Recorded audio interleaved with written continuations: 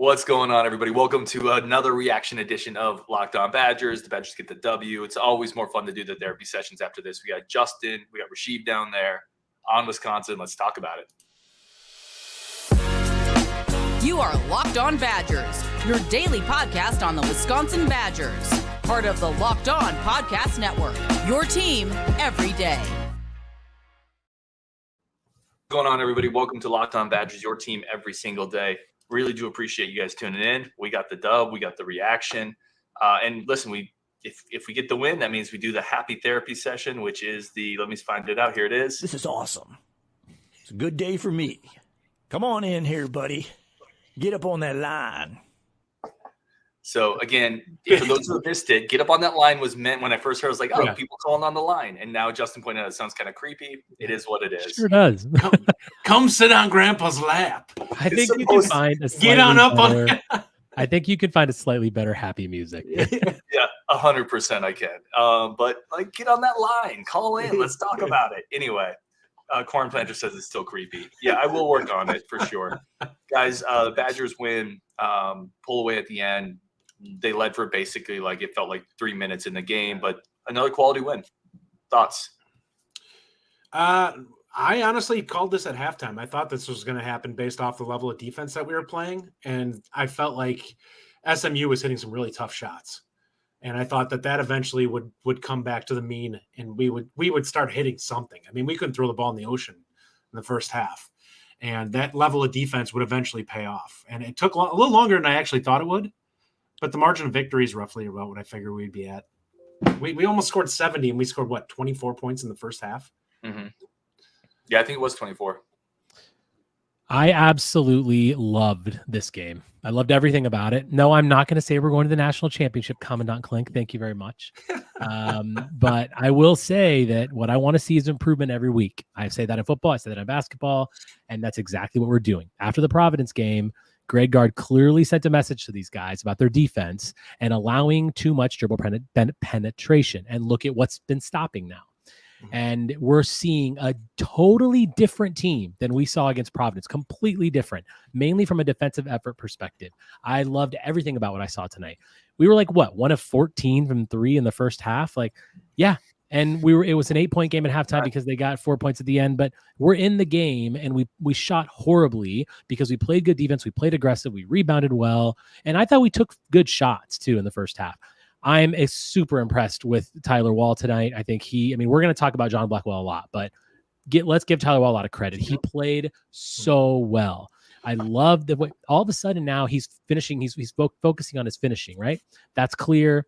He's being very aggressive defensively. He's being his old reliable self.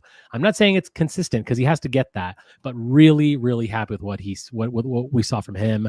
I'm telling you, man, I'm so happy all around. I think this is exactly what we needed. We backed up our game against Virginia with this, and you could have seen a letdown after the Virginia game. We came out and did what we did tonight. It really sets us up going into another really, really tough stretch. When you say you loved everything about today, we did start 1 of 14 from 3. But see that. But the thing is, and look, I understand that, but that's going to happen sometimes in basketball, right? They weren't bad shots. They weren't falling.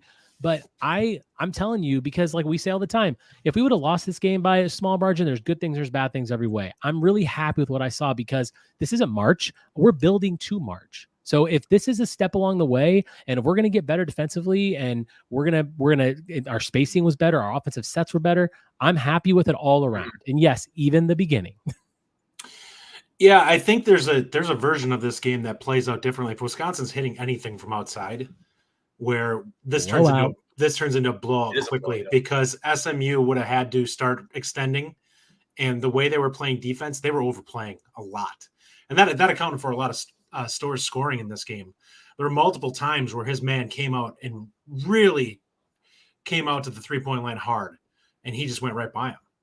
And that's going to be a problem if Wisconsin starts consistently hitting. Like if we get to 35% as a team, we're going to have a lot of games that we win handily, because there are multiple guys now on the perimeter that you look at that can go by somebody. Mm-hmm. And that's going to make things a lot different. It's going to make things a lot simpler for Crowell and Wahl in the interior too, especially with how good this team passes. Let me pull the spark plug on that optimism train really quick. I don't know if trains have spark plugs, but I think that. But for how many weeks in football did we say once we start catching the ball consistently? Well, I just don't think we're a consistent shooting team. I don't think we're going to be that all year. No, I don't think it's going to be every game that they'll be able to do that. But I think it's something that we have capable shooters. It's just there's going to be some ugly games. I'm not so sure we really do. Is my point. Like when you look at the roster, so going into the year, we thought we did for sure. And then you look at what's happening now. I don't trust AJ Storr to hit a three. I don't trust Connor at this point to hit a three. Chucky's really, really streaky, right? John Blackwell, I don't know. Who else do you have? Klesman's shooting about 30% this year. That's not great. I don't really trust Kral. My bigger point is this. Here's my bigger point. What do we see defensively from teams playing us this year? They aggressively double the post now because they don't really our 3-point shooting. There's a reason for that. They're saying take open shots. So Rajiv, you're totally right. All those shots we took in the first half were open. That we had a great job. I actually swing the pass to the opposite side where on the right block they would double Kral would swing it, and we hit 7% in the first half. So I guess what I'm saying is I don't think there's a reason we're starting to see those open shots that we're getting, Rajiv, and it's because teams are saying we don't really trust your outside shooting. So I'm not sure how this year's going to play out. That has to get more consistent because you're not going to beat really good teams if you can't shoot. I totally agree. It has to be more consistent, and you're right. I think the reason that I'm so optimistic is because of the defense. Truthfully, that's the number one thing that I was so worried about for the first 3 weeks. I tweeted about it. I'm like, this is going to be the downfall of our team, but our defense has really stepped up, and I do believe that those shooters are going to come good. I think Connor's going to come good this year. I mean, at least he made one tonight. I think things are going to improve. I think Max can certainly shoot that thing. I think Nolan can shoot. There are people that can shoot the three, and I understand we're not being consistent, and that has to improve. But I think that's something that can improve. To me, if we can defend the way we defended tonight, rebound the way we rebounded, play as aggressive as we did, and stop dribble penetration and do all these things right, and the hustle plays, the shots will come.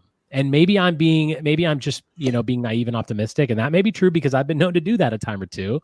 But I believe those shots will be there. I look at it like this. I mean, we could shoot 30% tonight from three, and this game's a blowout still. Like, we don't have to be good based off of what we saw tonight. We're not going to shoot 7% every game. We're not that bad of a shooting team.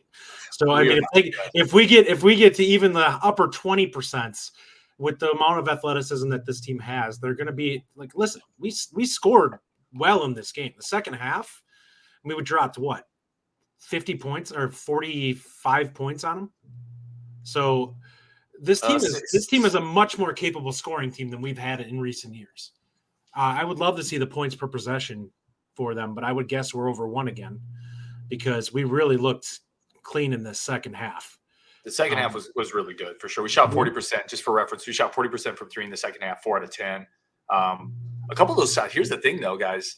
A couple of shots were not great looks. Not necessarily. No, like the Chucky step back. The second one that went down, I was like, oof, I'll take it, but that was not what I would love to see in that situation. Chucky really stepped up there at the end, though, and how cool he was. Like, he took that shot, he took that step back, and the next time up the floor, he knew that he was going to get that ball pressure. And he went right around them, knew to stop, get a pump fake, and the and one. Like, that whole sequence that Chucky had was really impressive, and that just shows you that veteran leadership that he's going to bring us all year, because that was a very heady 2 plays. Yeah, no, that was a huge moment of the game for sure. Chucky showed the poise and the leadership in that moment, 100%. It would be nice if he needs to get engaged a little earlier. Like, Chucky has to find that balance, and we've all talked about it, right? There's times where Chucky tries to shoot a little too much, and people are like, whoa. And then there's times where you look up in the second half, he doesn't have a point yet, and you're like, okay, well, you can't also not shoot and score as a starting point guard. You got to find that balance there if you're Chucky Hepburn. I actually, Jason, if you bring his comment back up here. I actually think it was a nice that we got in the double bonus early. I actually think that was a negative to an extent, because as soon as we got in the double bonus, the refs stopped calling anything. And there were 2 egregious over the backs. One of them where Connor got thrown to the floor by a guy, which was a no call. And another where it was a tip-in or it cost us 2 points where it was over the back. And it's like, they're just not calling anything because now we're in the double bonus and they don't want to pile on. But the reality is, some of that stuff you have to. Like, when it costs points, that to me you have to call it. Because you're not only giving them a possession back, you're giving them points on a play that should be the other way. Like, that's a problem. If I would have told you that 6 people shot free throws today and only Chucky missed one, you would have never believed me. And that's impressive, though. I mean, it's good. 12 of 13. That's how you close out games. That's how you win games like this. You got to do those little things. 4 for 4 from the line. Well, let's take a quick break there, and let's talk Blackwell. Let's talk about why my man can't get more than 22 minutes per game.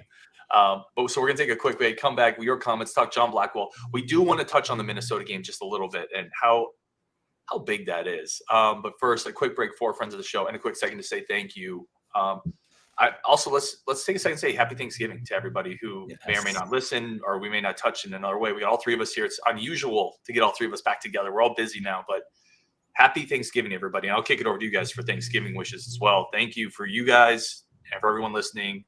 Happy Thanksgiving.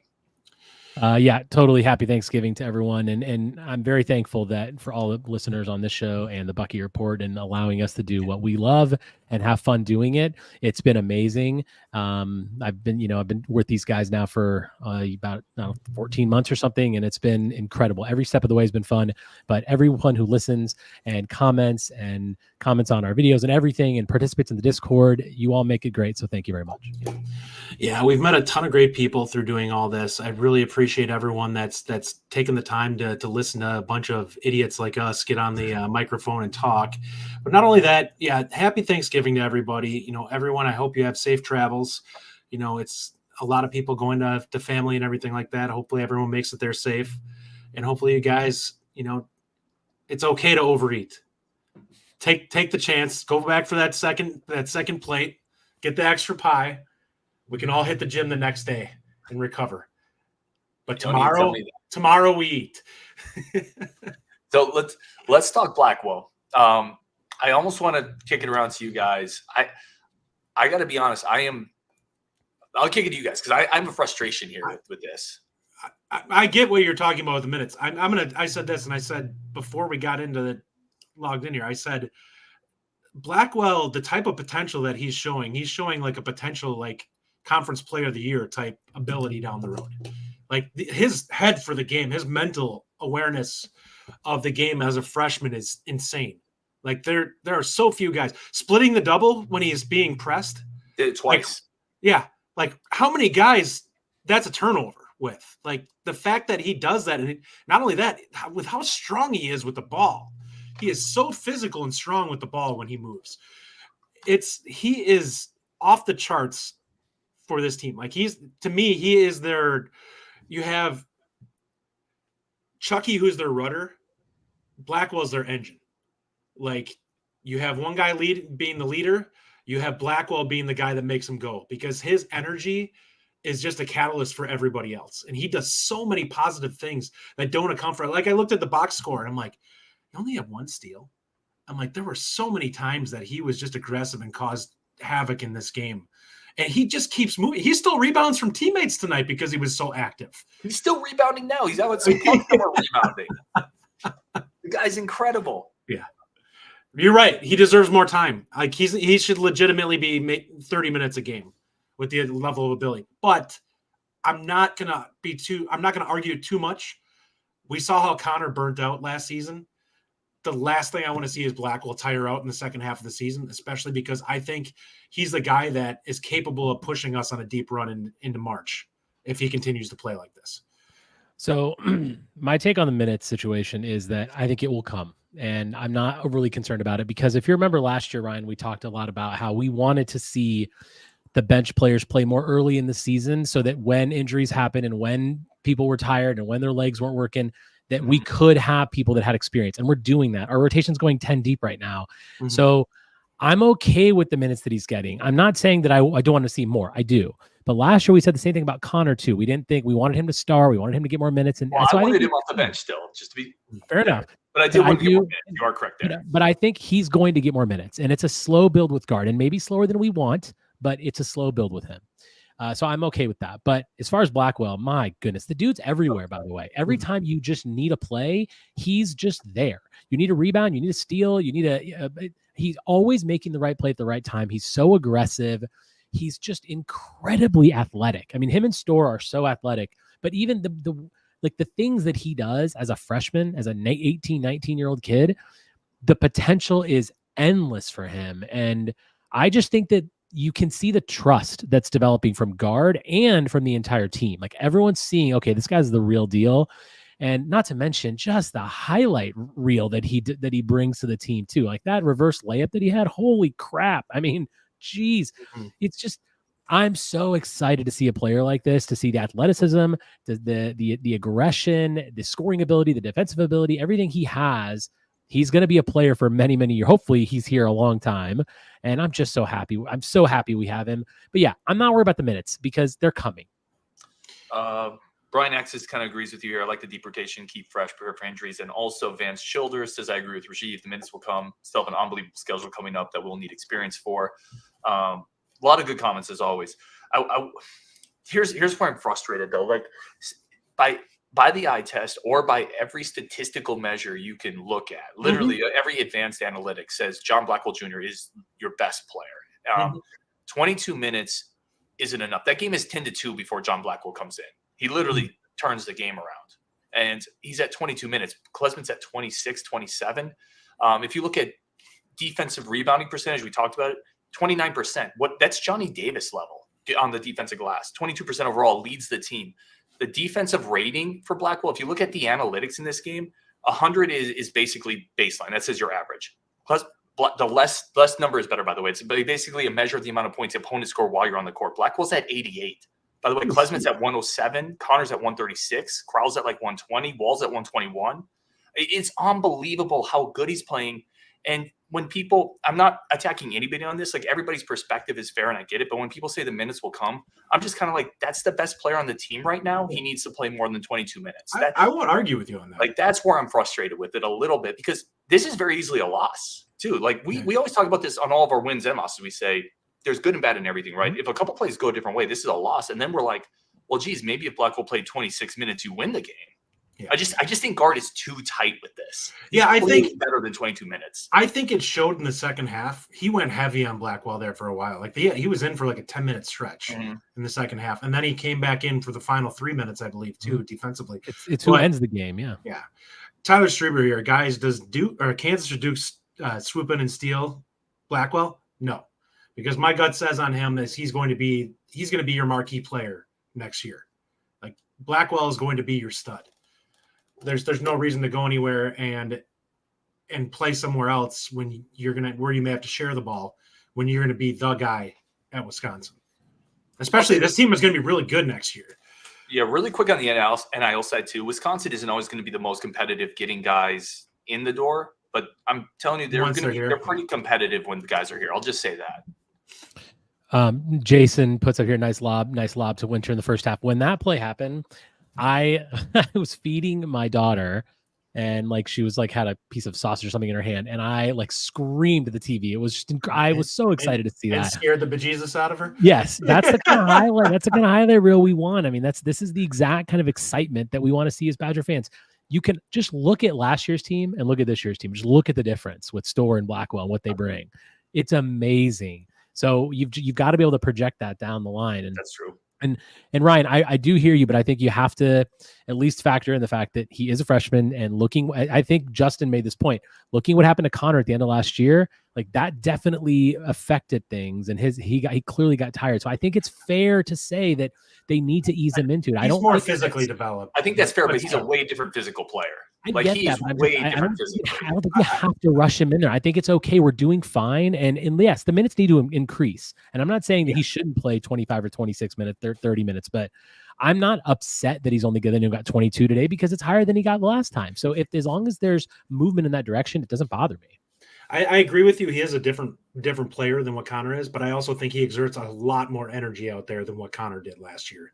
He plays much harder on defense, yes, which is going to that's more what it's taking its toll. I don't want him to break down. I mean, we don't want to. It's injuries too. Like this is going to be the heaviest output that this guy's had to have because high school is just not the same. That's what happened to Connor. It's a different ball game now. So I think it's okay to be safe. That's all I'm saying. I think we agree to disagree a little bit on that one, which is totally fine. I think it's going to go up. It's going to go up. I think we'd all agree with that. By the end of the season, he'll be playing 30 minutes a game. And I think that's true too. At the end of the day, I think all of our roads are going to get to the same spot, and he's going to have more minutes. I I do want to talk about Storr next because we've talked a lot about Storr. Skylar Stow had a comment here. I think we're maybe differing a little bit on that too. And then I do want to get your guys' thoughts quickly on Minnesota and what this game means in the scope of this year.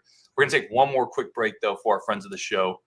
One more quick second to say thank you. I have the Discord link up here. The Discord is just, if you haven't been on it, it's just a forum for Badger fans, whatever you want to talk about. We have columns on there, threads on there for fishing, beer, video games, just no politics, no Gophers.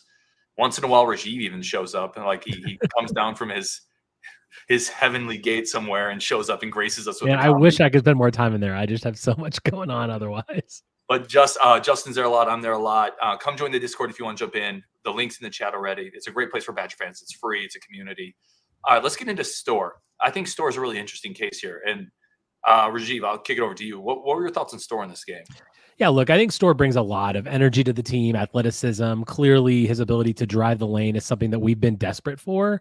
And I think that's really fair. And I'm okay with that. I do have a slight hesitation with Storr. And I don't want anyone to think that I don't like him because he brings a lot to this team and we need him to be successful. But I do think he gets a little erratic at times, especially with the shooting. Shot selection's not always the best. And I feel like from the first couple of games to now, I just feel like I don't see him as dependable of a player as I want him to be. I think of him as just like a not very good version of Johnny Davis. Like Johnny Davis was amazing. And I had my issues with Johnny Davis because I think that there were times where he wasn't really efficient offensively. And I didn't like that about him. And I'm not saying that Storr is him. I'm just saying that I have a little hesitation. I want to see more of him. Do I think that we need him to be great? Absolutely. The athleticism he brings is so great. And the things that he can do are different than anyone else on the team, which is why he has to be there. My issue is he can be better. I think that if he were to just play a little more controlled, a little less erratic, a little more deliberate, and maybe not take quite as many risks, and then pick and choose his spots to use the athleticism to his benefit, I think he could be an NBA machine. He could be a superstar for us. I don't think he's there yet. I like him a lot. I need to see a little more. I'm not 100% sold. See, I actually think he's already started adjusting in that regard because we saw him much more shot heavy earlier in the season, earlier few games. And it seems like he's taken a step back and he's picking and choosing his spots a little bit better. Like tonight, I don't really have an issue with any of the shots that I saw him put up tonight. There was nothing that seemed overly forced. He missed some shots, but then again, everybody was missing shots. We shot terribly as a team, but there was not a lot of the stuff where we'd see him jumping up and fading away and twisting and throwing up shots just to get a shot up that we saw in previous games. Tonight, he seemed very much more controlled. And especially the thing I love about him is when he does see that glimmer of space, the guy just takes off like a jet. And we saw it multiple times. He had a layup, he had a couple dunks, and the guy is just, he offers something to attack the rim that we don't have in anybody else. And Blackwell's not there quite yet with that. I think he'll get there eventually because I think the athleticism's there. I just don't think he trusts going up and trying to throw down over people quite yet. But yeah, he adds something. Listen, I look at him more as like a sixth man right now. And if you view him as a guy who's going to come in off the bench and provide athleticism and a scoring ability, where if you have a unit out there that's not necessarily capable of creating their own shots, he adds some of that, which I think gives you some depth and some versatility from a scoring department. Yeah, I like that take. I want to read a couple comments here quick. Gard Your Fickle says, Storr looks like he's never played in a motion offense. When he gets the ball in position to score, he's great. It'll come. It may take more time than we thought. Vance Childers says Storr is either going to develop into Michael Finley or be a Khalil Iverson. That's a wide range of outcomes. Like either an NBA 10-time All-Star but there is a wide range of outcomes with him. Khalil Iverson was on the Olympic 3-man basketball team. He has a poster from that too that is vicious, by the way. I agree with a lot of what you both are saying. I do think, and I think you both hit on this, Commandant Klink hit on this in the comments as well, he brings something that this team needs. This team needs that athleticism. Because we talked about it, the athleticism allows you to go get a 50-50 ball that's bouncing around. When Michigan State sends their 6'7" wing to the board, you can send now your 6'7" wing to the boards as well. He gives you some of those flash plays. The consistency, I wish at times, honestly, he would just, I think he settles sometimes for three-point shots that aren't always there. I wish he would kind of put the head on the ground and just get to the rim and try to dunk on somebody because he's a good free throw shooter. I wish he put tonight a couple times though. There were a couple times they closed out hard on him where he gave an up fake and just went by guys. I wish he would continue to do that because he can put pressure on the rim and he can get other teams in foul trouble and hit free throws. And then he's a good passer too. He's a good passer. And then maybe the free throws come, or the 3-point comes if you get a couple of those easy looks. So they just think it's inconsistent, but I think the tools are there and the tools are needed on this team. And he's not going to be put into a position where, like Johnny Davis was, where so much is required of him. There's other guys on this team. I mean, you look at the box score from tonight. There were 4 or 5 guys that were in double digits tonight. Yeah, that tells you all you need to know. Like this team, 5 guys. There are multiple guys that can score on this team, so he's not going to be required to go out there and grab 20 every night. He can have nights where he gets 11, and it's fine. Ultimately, Storr makes us better, and we're a better team with him on it. There's no doubt about that. Let's shift to football quick because I know it's a basketball night, but I want to talk Minnesota. I want to talk this game just a little bit, but let's start here. This is your boy, Justin. Mike saw some YouTube highlights of Emilio from Pennsylvania. Kid is going to be special for us. Yeah, he is. He is. There's a reason why he's an All-American. Yep. Dude is. I will be shocked if next year he doesn't come in and he's going to be in the 2 deep. I'll say it right now. He's too good technically to not be in the 2 deep. I think there's a chance he can push to start. Because I think if we looked at him strictly from a technique and athleticism standpoint, he's already on par with some of the guys that we have out there in the field. Because his short area quickness is off the charts, and he's more technically sound than most of the guys that we have. I'd put him out there before Alex Smith right now. I'll say that. Well, okay. I put Rasheed out there. No, I don't know about that, guy. Okay, that's harsh, man. You can just do physical Rasheed. Let's shift Minnesota. Have you guys done? What day is it? Have you done your prediction show? We're actually going to be recording our midweek episode right after this show. Okay. So definitely tune into that to get our final predictions. Yeah. So we can hold off on your predictions, but thoughts on just the game. How big is this game in the scope of the year? Because this year, like in the big picture, it's never going to hit the expectations that we had hoped.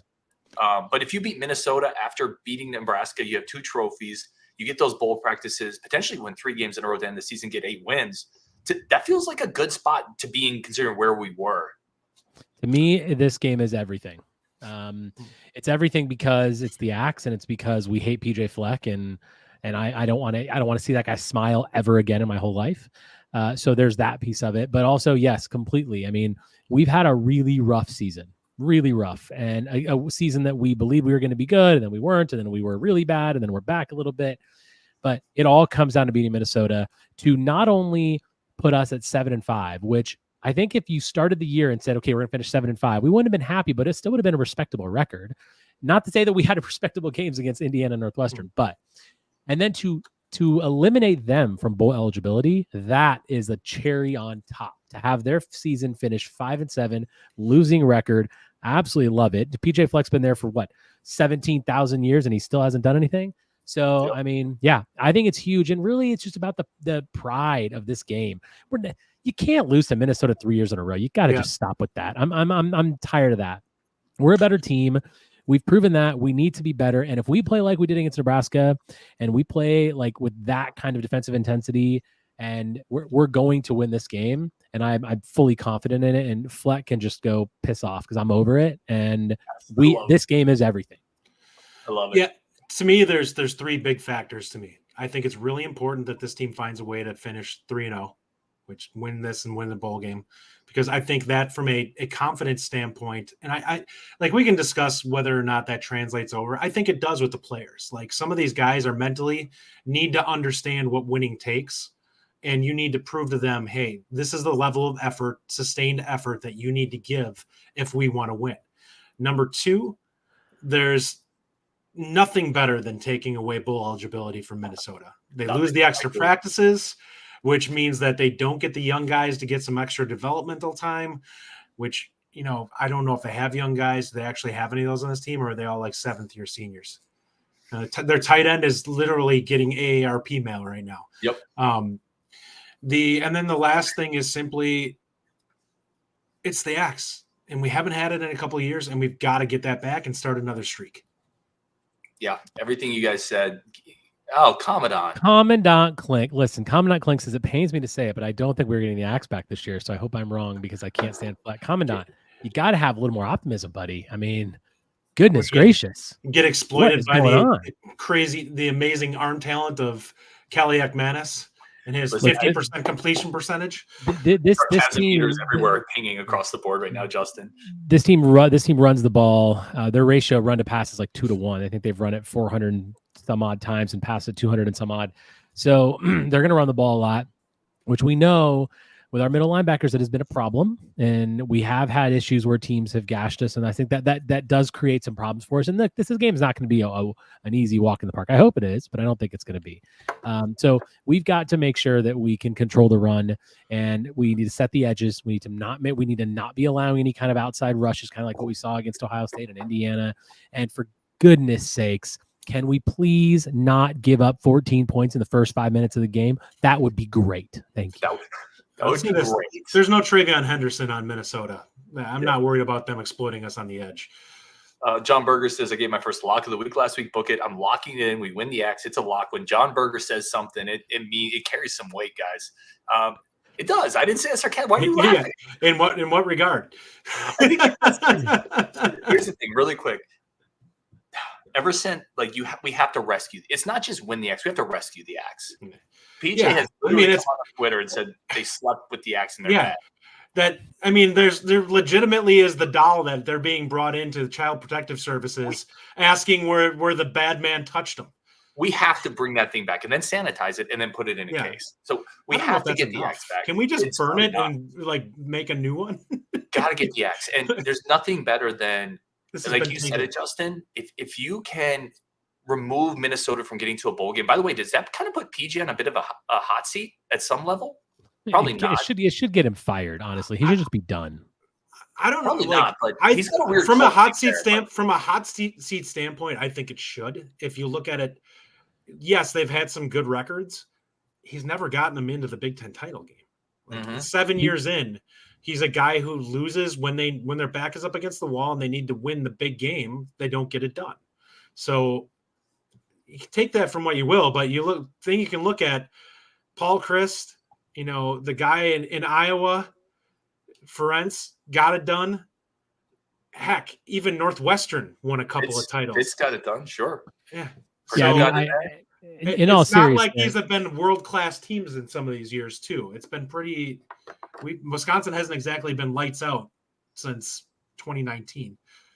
Right. In all seriousness, I of course I want to see him lose his job, but I do actually think it puts him on the hot seat because you can't finish 5-7 again, and we've talked ad nauseum this year about how bad the West is, and it just proves that once again Minnesota just can't get it done. They're simply never going to be as good as they need to be with PJ Fleck at the helm. He's been there for 7 years. If you can't figure it out after 7 years, Luke Fickell's been there for 1 year, and look what he's done. I'm not saying it's been a great year, but it's been better than that.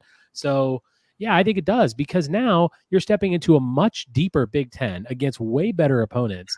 And does anyone in Minnesota fans really being honest, do they really think PJ Fleck is the guy to take them to the next level? Because if he hasn't done it in 7 years, what makes you think he's going to do it now? So yeah, I think it legitimately should put him on the hot seat because he hasn't done anything. And they're only going to get worse now with the opponents they're going to have to play. I want to actually weigh in on this comment by Evan here real quick. Evan Gabriel, PJ won't get fired. He'll leave before they can. He knows he's at their ceiling. Maybe PJ Fleck's ceiling, but I think Minnesota is a team capable of competing at the level. Like they're capable of being a good program. They're just not. He can't recruit at a high enough level to get them to where they need to be. And it's the same thing with Wisconsin under Paul Christ. Like our ceiling was we made a couple of New Year's Day bowls, but we couldn't consistently recruit well enough to make that, to take a step beyond that. Well, that's something that's why you bring in Luke Fickell, and you hopefully can build upon that to get to the next level. Kind of doing the same thing. Minnesota has to do the same thing. They have to get somebody in there who's capable of bringing in talents. I don't think they can do it with. Gerbito says no, Justin, they're not.